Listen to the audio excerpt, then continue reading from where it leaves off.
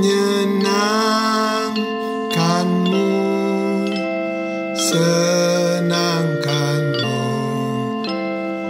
Hanya itu kerinduanku, menyenangkanmu, senangkan hatimu. Hanya itu kerinduanku. Shalom, jemaat yang dikasihi oleh Tuhan Yesus Kristus. Berjumpa lagi dengan saya, Pendeta Benny Donaldus. Hari ini kita akan belajar satu tema yang bagus sekali untuk kita lakukan. Temanya adalah menyenangkan hati Tuhan. Menyenangkan hati Tuhan. Kita akan baca di dalam 1 Korintus 10 ayat 31. 1 Korintus 10 ayat 31 dikatakan, Aku menjawab, jika engkau makan atau jika engkau minum atau jika engkau melakukan sesuatu yang lain, lakukanlah semuanya itu untuk kemuliaan Allah. Apa itu kemuliaan Allah? Dengan menyenangkan hati Tuhan, itu akan memuliakan Tuhan. Menyenangkan hati Tuhan, ada kata lain adalah berkenan kepada Tuhan. Nah, kita belajar, mari kita introspeksi diri kita, ya. Apakah yang kita kerjakan, kita lakukan, semuanya itu menyenangkan hati Tuhan? Waktu ibadah, waktu kita beribadah, apakah kehadiran kita di gereja menyenangkan hati Tuhan? Waktu kita bekerja, atau waktu saya bekerja, kalau saya, ya, apakah yang saya kerjakan itu menyenangkan hati Tuhan? Waktu saya berbicara dengan seseorang, apakah ucapan perkataan saya menyenangkan hati Tuhan?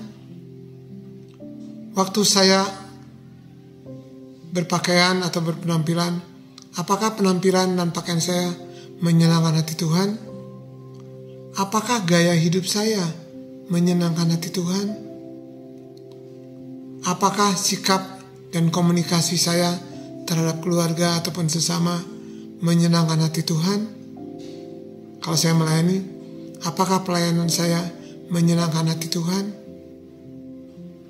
Kalau sudah berkeluarga, mungkin sudah berkeluarga, apakah suasana di dalam keluarga saya menyenangkan hati Tuhan? Ada begitu banyak sekali yang kita kerjakan setiap hari, setiap minggu. Nah, pertanyaannya, apakah itu menyenangkan hati Tuhan? Dengan kata lain, itu memuliakan Tuhan atau tidak?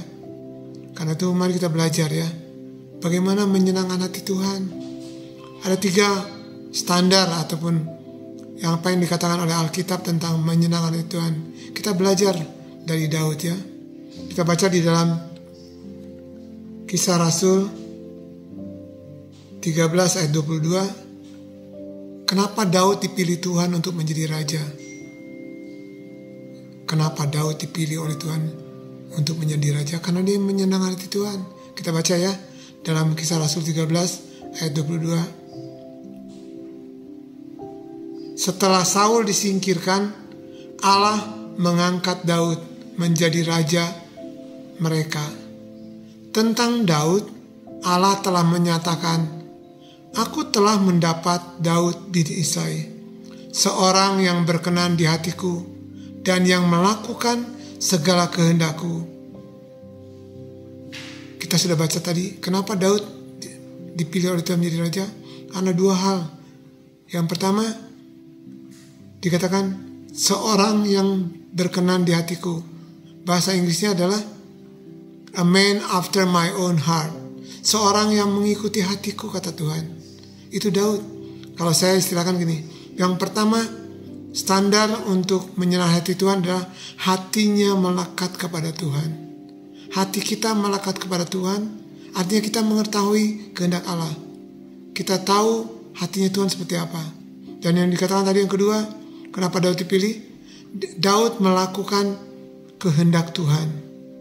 Dikatakan tadi, dan melakukan kehendakku, perintahku. Nah, Bapak Ibu sekalian, kita belajar, ya. Jadi yang pertama, standar untuk menyenangkan hati Tuhan adalah melekat kepada Tuhan. Melekat kepada Tuhan. Bahasa Inggrisnya dalam Mazmur 91 ayat 14 dikatakan, He set His love for me.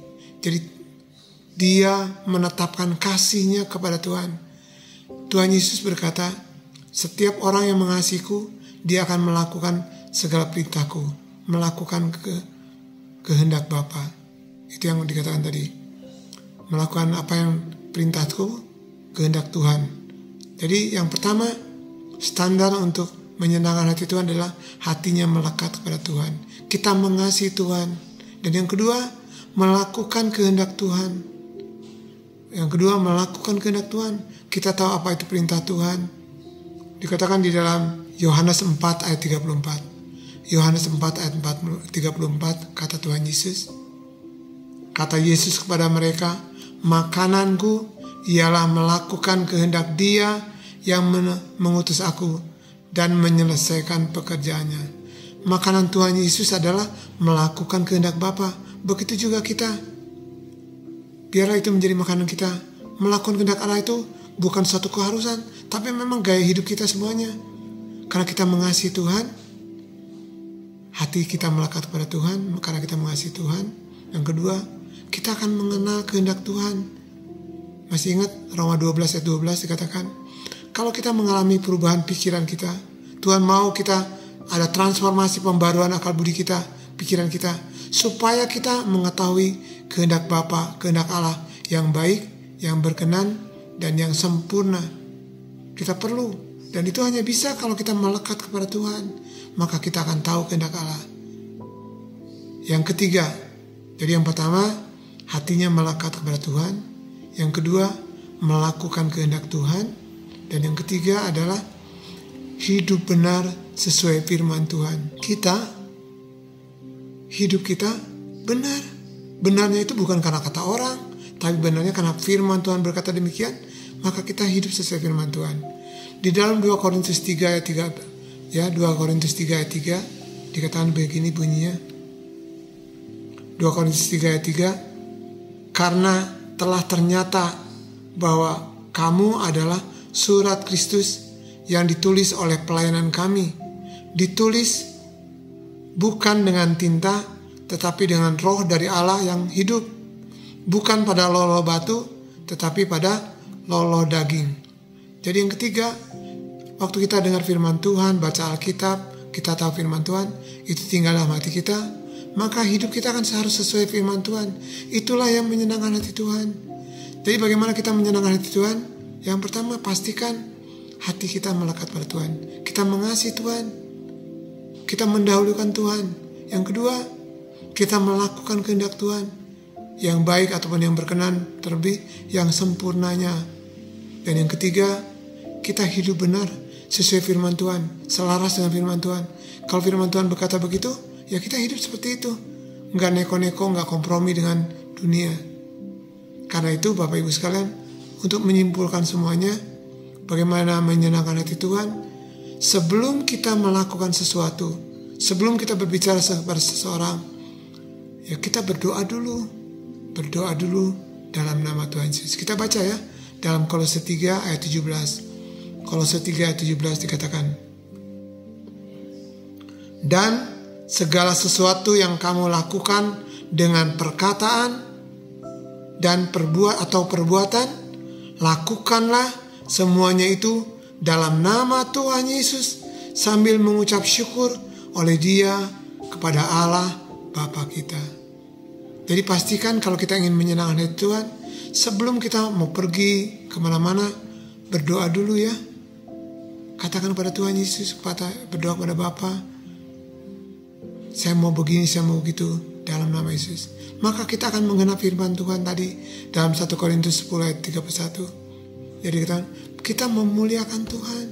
Waktu kita makan, waktu kita menyetir, waktu kita bekerja, waktu kita melayani, waktu apapun juga kita selalu berdoa terlebih dahulu. Nah, sepanjang tahun 2022 ini, mari lakukan. Biar hati kita menyenangkan hati Tuhan, maka kita akan memancarkan terang Tuhan lewat hidup kita dimanapun kita berada. Amin. Tuhan Yesus memberkati. Amin.